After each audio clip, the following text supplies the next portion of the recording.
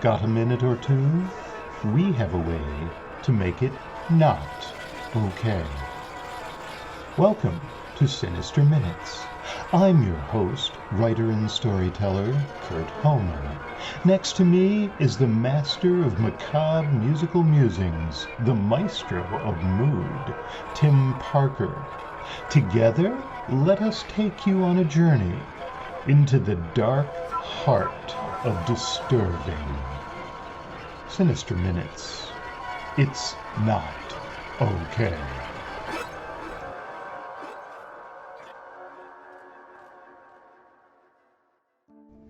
Sinister Minutes features tales that include disturbing content. That's intentional. Because like the podcast itself, the creators here at Sinister Minutes are really not okay. Content featured on this podcast may include descriptions of abuse, addiction, alcohol, blood, bodily fluids, bondage, bones, bullying, burning, cancer, cannibalism, cheating, clowns, coma, confinement, control, cults, death, decapitation, depression, diet, divorce, domestic abuse, drowning, drugs, dying, eating disorders, epidemics, experimentation, family conflict, fear, fighting, fire, gaslighting, ghosts, gore, guns, harassment, hate crimes, hazing, homelessness, homicide, hospitalization, hostage situations, hostile work environments, illness, incarceration, infidelity, injury, institutionalization, kidnapping, manipulation, medical procedures, memory problems, mental health issues, military service, misogyny, murder, mutilation, needles, nightmares, nudity, pain, panic attacks, paralysis, physical abuse, pornography, physical assault, police brutality, poverty, profanity, religion, robbery, scars, screaming, self-harm, smoking, snakes, spiders, stabbing, stalking, starvation, substance abuse, suicide, terrorism, threats, torture, victim blaming, violence, war, weapons, weather, and maybe, just maybe, witches.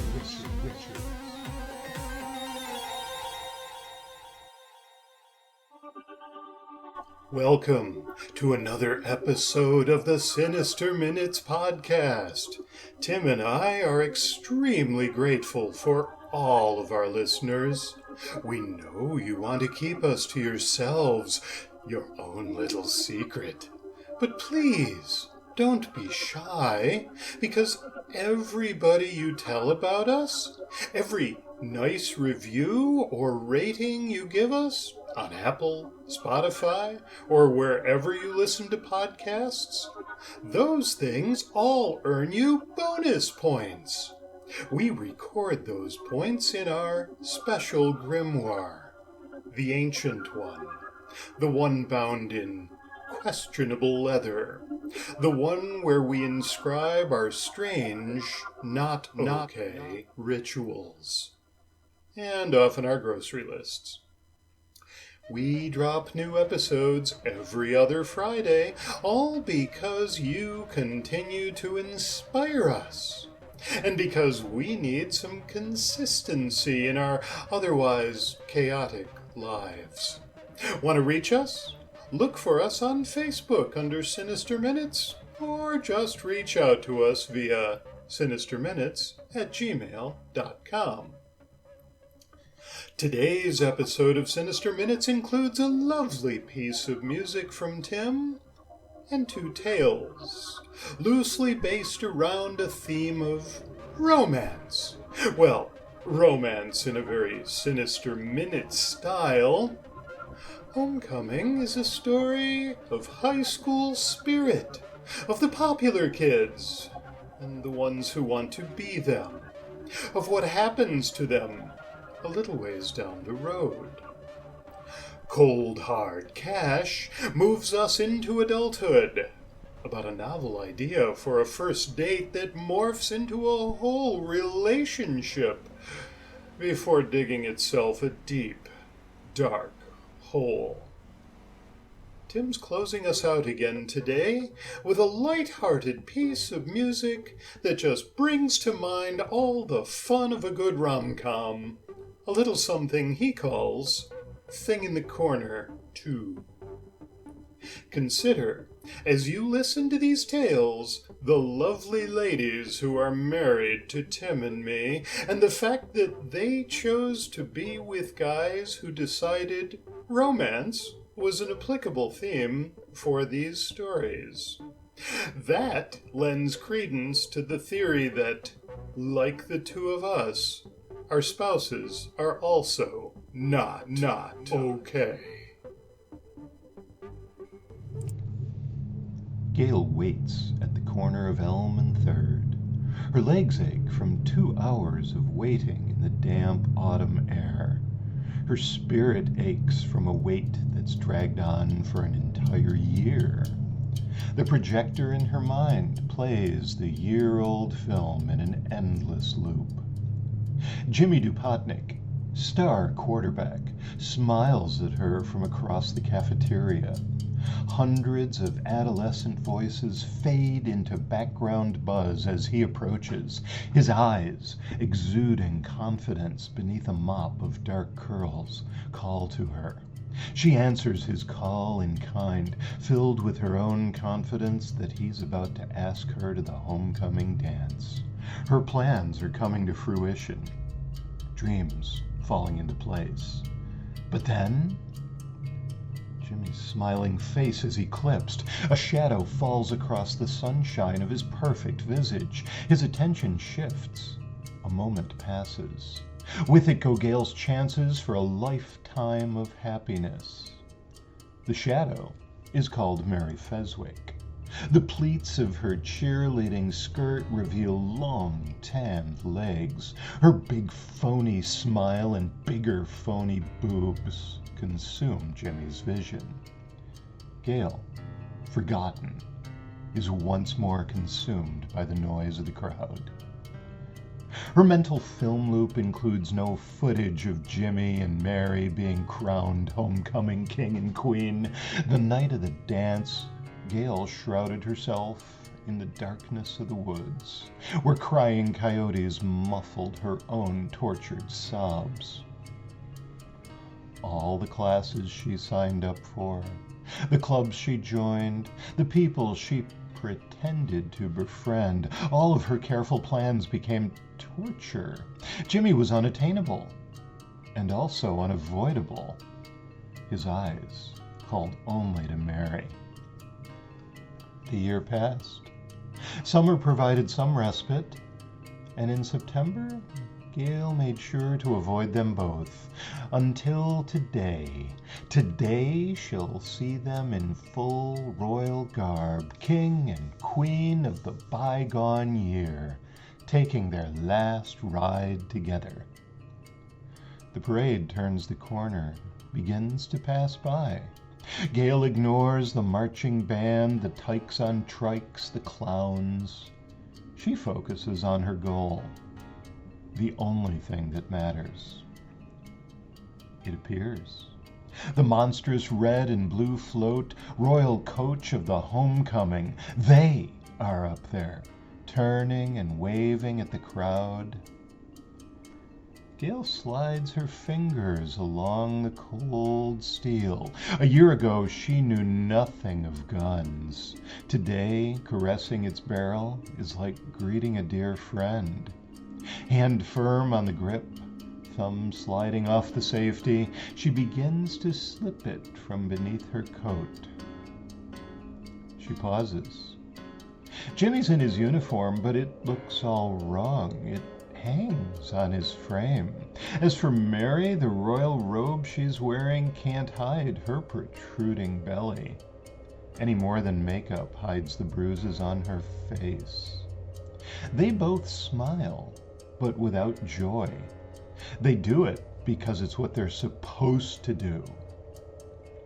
Gail's own smile is genuine as she slides the gun back into its holster. After all, she still has a lifetime of happiness to pursue.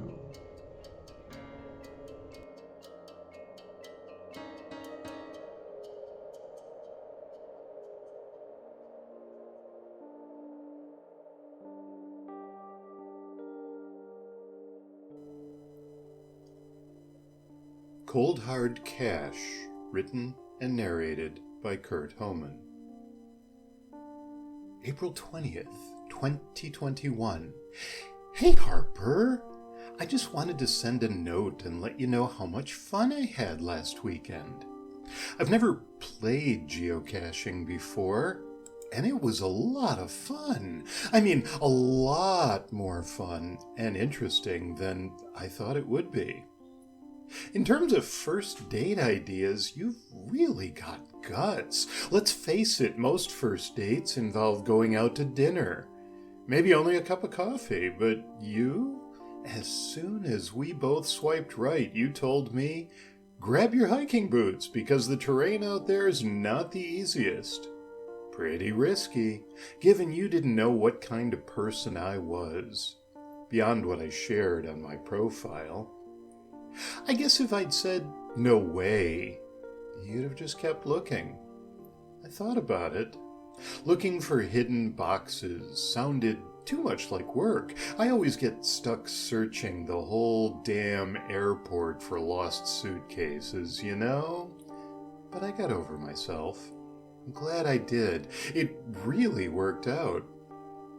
See, I freaking love games, and that whole treasure hunt aspect was a blast. Nothing like work. Solving the puzzle of find the cache, once we knew we had the right coordinates, was a blast. I'd have never thought to look so closely at that old tree stump, but you didn't even hesitate. I thought you were nuts watching you tap on that thing, and then that little piece of bark slid aside and poof! It was like finding buried treasure. Tell me the truth, did you know it was there? Or was it really your first time to that cache? I'm staring at that wooden coin you flushed out of there for me, and I'm smiling, so tell you what, I'd like to go again. If you're interested, I'm free next Saturday. Alex. P.S. I hope you don't mind me sending you email like this. I just really hate texting. April 25th, 2021. Hi, Harper. I really enjoyed yesterday. You were super patient, especially given I'd never so much as downloaded a geocaching app before. I love how you explain things. It all makes so much sense. You know how some people have to take over and do everything? Whether it's a video game or cooking a meal or whatever. I've been on dates where my dinner gets ordered for me because I wouldn't know what's best. Let me tell you, all of those were last dates. You, though? You helped me when I asked you to, but you also let me make some mistakes along the way. I'm learning so much just by spending time with you. I never would have thought to check under that old well cover. There were so many other places it could have been. Thanks again for letting me try to puzzle it out on my own, but then also for stepping in and offering me a few hints when you saw how frustrated I was getting. I know I got a little cranky on you, but I'm not normally like that. Next time, I'll sign the log myself. It didn't feel right to do that this time, not with all the extra help you gave me. I noticed you signed for both of us, though, and that was sweet. Oh, hey, back at your place? I'll say it again. I didn't mean to bust in on you like that. I didn't even know you were in there. I thought you were still in the kitchen refilling our wine glasses. I'm sorry I made you uncomfortable. My dad's a type 2, so I'm pretty used to seeing people stick themselves. As for afterwards? Damn, that was nice. More than nice. Talk about treasure hunting. I think I'd like to explore you again real soon. October 10th, 2021. OMG. I'm out here on the tarmac, still in shock. No way I'm going to be able to focus on lost luggage today. Sweetie, I'm just blown away that you did that. I mean, anybody else could have beaten me to it. You had to have known I'd be the next one there, or you figured I was the only one who could find it. You've taught me to check everything. Or maybe you trust people that much? I don't know, and I don't care. The important thing is that you did what you did. The ring is beautiful, and it fits perfectly. Did you guess at my size? Maybe you snuck a measurement while I was asleep? I'm usually a light sleeper, but that's not always the case when I spend the night at your place. I'm betting you did it then. I don't know if I've ever even seen you asleep.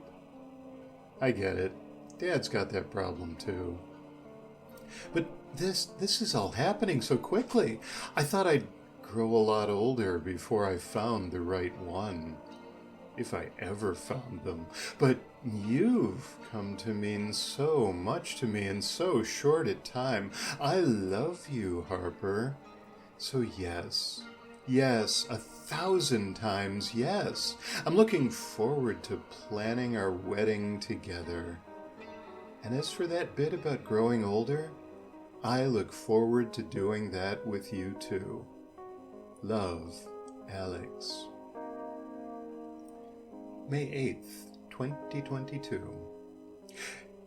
It's quiet now. All the craziness finally died down, and it's just me and Freddy the Teddy still awake. I hear you snoring softly, and I'm realizing how rare that is, that I'm ever awake when you're asleep.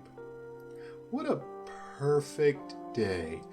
Everybody is going to remember our wedding for the rest of their lives, making them hunt down their invitations, giving them coordinates instead of an address, everybody meeting out in the pasture for the ceremony, and wondering if they were even in the right place until we came riding up. Amazing! You know, I told my parents, right? They couldn't find their way anywhere without a map and a GPS, and they'd still be looking for us. Thank you for not giving me any crap about that. Everybody else, everybody who mattered, they all found us. Most in time for the ceremony, a few not until later, but hey, we're treasure worth hunting for, right? Everybody had a blast. It was an amazing event, and I'm the luckiest person in the world to have you. Your spouse, your other half, your life partner, yours, Alex. March 29th, 2023. Did you think I wouldn't find out? Really?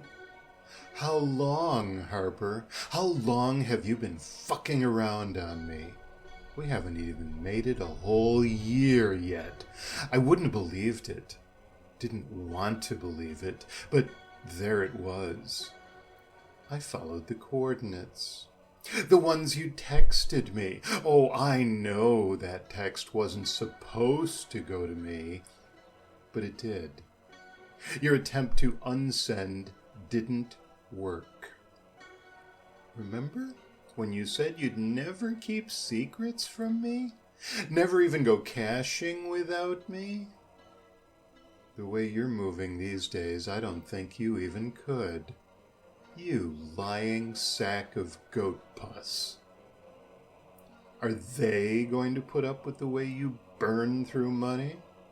Will they massage your legs at 3 a.m. when they swell up like balloons? Put up with your whining about somebody else needing to make sure you take your shots on time? Because as of right now, I'm not doing any of that stuff anymore. I hope they're worth it. July 9th, 2023. Thanks. That was a real dick move. I mean, you've sunk pretty low since you've been hooking up with your little friend there, but really? When I realized that what you'd sent me out on was a quick, easy find, I was suspicious. But I just figured you wanted me out of the way for a little while.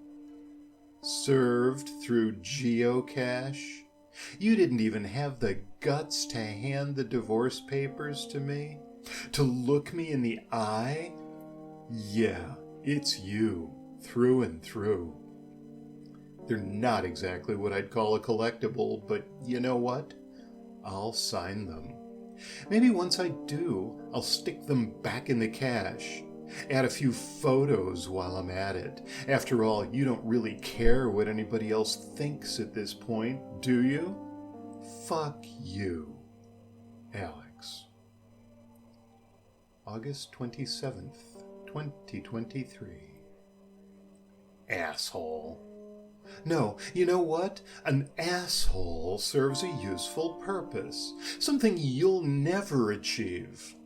I'd call you insipid or vacuous, but you'd have to go look those words up. Fuck it. Do it anyway, you lousy, invalid rat fucker. You knew how much I treasured that teddy bear. Knew how much it meant to me. You don't have anything like that, do you? Nothing of sentimental value, because you've never been sentimental. Not one day in your miserable life. You're a sad sack of human parts, a waste of oxygen. Grandma gave me Freddie the teddy when I was 2 years old. He's been with me ever since. I didn't fight you for any of the furniture. You remember all that stuff we bought together? I didn't ask for any of the appliances or the television, not even the art. All I asked for when I moved out was the stuff I had with me when I moved in. Oh, but you needed to get another dig in, didn't you? Try to crush my spirit a little more. I found the rest of the cache fast enough. Most of my stuff was still there. Cachers have some decency. They knew it wasn't just loot. That's why I figured Freddie still had to be nearby. You'll be happy to know I spent hours in those woods until I found my poor bear, who climbed up and nailed him to the tree. Sure as hell wasn't you. You barely walk anymore. Did your lover do it for you? Weather alone would have beat him up over a couple of days, but that wasn't enough, was it? You might not have hung that magnifying glass, but the angle, the intent, that all just screams you. I never spotted poor Freddie on time. I smelled him once the sun hit the right spot. He's little more than a blackened husk now, just like your heart.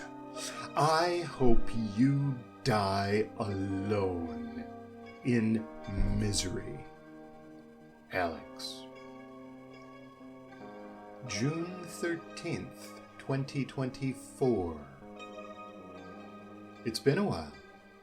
Last we spoke was when we both signed off on the agreement and went our separate ways. I got next to nothing, and you took everything.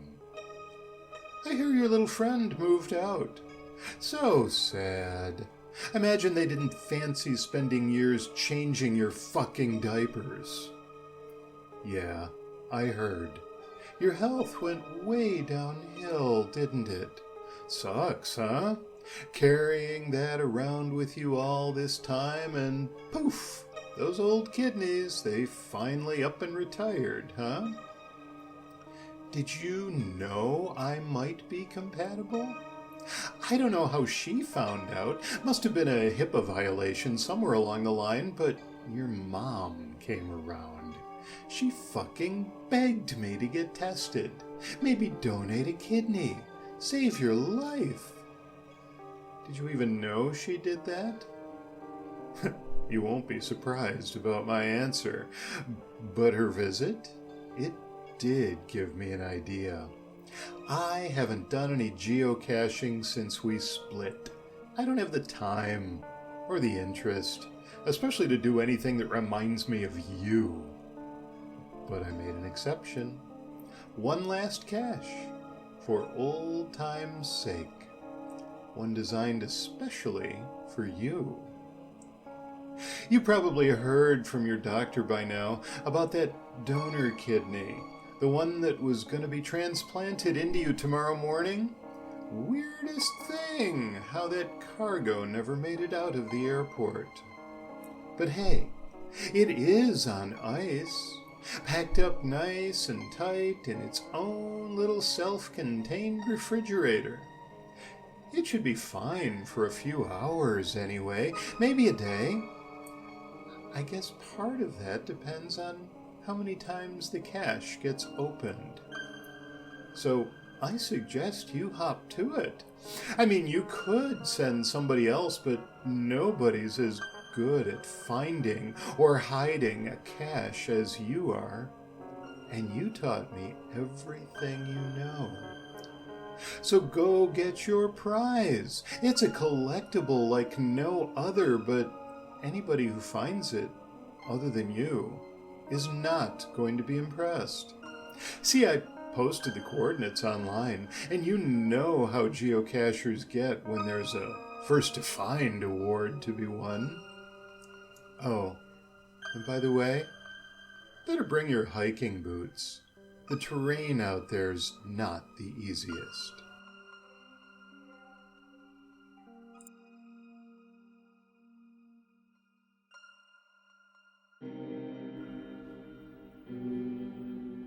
Thing in the Corner 2 by Tim Parker.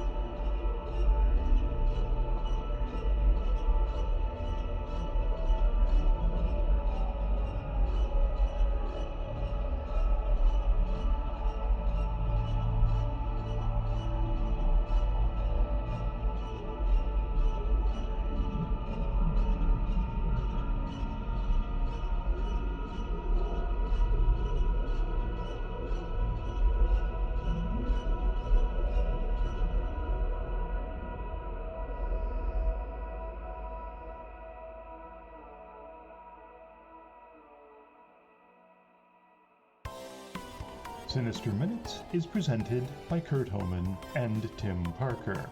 The musical score was composed and performed by Tim Parker. Our production team consists of Kurt Homan and Tim Parker.